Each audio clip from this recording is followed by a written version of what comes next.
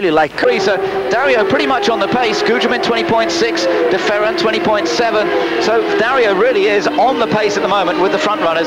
The main guy on a charge, again, as we've seen throughout this race, is Alonso Jr. And he's been wanting to get past De Ferran, it seems like forever, but he's right behind the Brazilian once again. Yeah, the Brazilian there, Gil De Ferran, really doing a nice job. He's being faster. He needs to be fast. He's got to get off turn 2 to stop Alonso Jr. getting a run at him down the hill. He's doing a masterful job of that at the moment, and Gil De Ferran certainly has control, I would say, at this stage of the game at least, over Alonso Jr.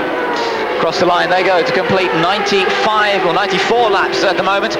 Gil De Ferran lies in 4th place, Alonso Jr. in 5th place. Let's just run through the order again for you. Bobby Rahal's behind them in 6th, Richie Hearn in 7th position, not far behind. Jimmy Vasser 8th, Brian Hertz at 9th. Scott Pruitt is in 10th place, 11th is Mark Blundell, 12th is Patrick Carpentier, 13th for Michael Andretti now, and still trying to work his way up the order, lapping quickly at 20.7. And here you can see a picture of Gil De Ferran with Angela and the new baby, Luke Anthony, who was born just last week. Congratulations to Gil De Ferran and family, and let's hope that Gilles' season takes a little bit of an upturn in fortune, Jeremy, with the addition to the family, because he has been having some bad luck this year. Boy, nothing has gone right for him so far, has it? Been involved in accidents at every single race, and chassis number 011 here, 97011, has been in the wars this year so far, but he's doing a masterful job this weekend, and a good strong run so far. It's still very early stages in the race, still not yet halfway,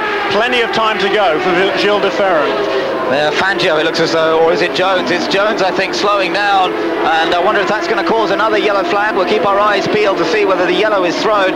It looked for a moment as though Unser was getting even closer to De Ferran, but as you say, Jeremy, each time De Ferran's very quick out of turn 2, and that really doesn't give Unser the opportunity. Here Unser closes in. There's not really the chance into turn 1, and it's certainly difficult into turn 2. It's difficult anywhere on this racetrack, particularly if the cars are equally matched, with these two seem to be at the moment. They're both on Goodyear tyres. They're both on the same kind of tyres. They're both using the primary tyre, which is the harder of the two Goodyears, and they are very, very closely matched. It's tough. You can't. You're not going to walk past anybody here, and particularly now we've got rid of some of the slower traffic. A couple of Toyotas have fallen by the wayside, and there is less traffic around to hold up the leaders. It's going to be awfully difficult to make a pass. So the gap remains pretty constant between these two. Paul Tracy's lead at the moment is just under a second from Dario Franchitti, and that just shows you Franchitti is on the same pace as Paul Tracy at this point in the race. Brilliant performance from Franchitti. Quite brilliant. There is a couple of slower cars there, which has allowed Mauricio Gugelmin to close up. That is Greg Moore right ahead of him on the road. Ooh, a little bit of a Franchitti could be in trouble. He could be in trouble here from Mauricio Gugelmin, bearing down on him. The Hollywood car is right behind. That's in 3rd place. Franchitti in the silver and blue car is just holding on to 2nd at the moment, but is he going to continue holding on to 2nd as they go down the back straight? Mauricio Gugelmin dives down the inside. Oh, Franchitti tries to stay with him around the outside, but he couldn't quite do it. But he's certainly learning the art of oval racing as Gugelmin goes up to 2nd. But watch out, because De Ferran and Unser are not far behind, and Franchitti's in danger of losing several places in one go here if he's not careful. He's in 3rd at the moment. 4th is De Ferran in the Valvoline Cummins car, and then right behind him is Alonso Jr. What a tremendous battle this is turning into. Car number 2 never counted out, and what a great battle here for 2nd place at the moment. Paul Tracy pulling out a little bit, 3.5 second lead that time over Mauricio Gugelmin, but here's this battle going on just behind them, and boy, it's non-stop action. It's a great race going on here. There is Alonso Jr. looking again to the inside, not this time. So Paul Tracy leads from Mauricio Gugelmin and Dario Franchitti. That's our order, but what a great battle it is for 3rd, with De Ferran and Unser in there as well.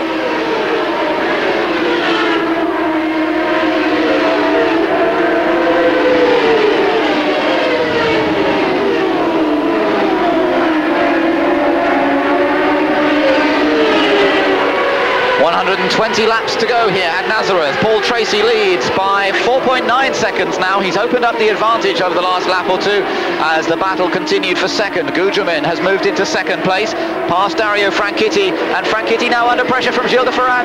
Gilles de Ferran took a look down the inside, but Dario's not to be intimidated that easily. He might be a rookie, he might be in his first race here at Nazareth, but he is not going to let anybody pass without a battle, and Alonso Jr. had the chance to close up behind de Ferran there, almost as a result, and Gilles a little wide through turn 2. Alonso Jr. perhaps with his closest opportunity, but still out of the corner. He gets away from the Penske.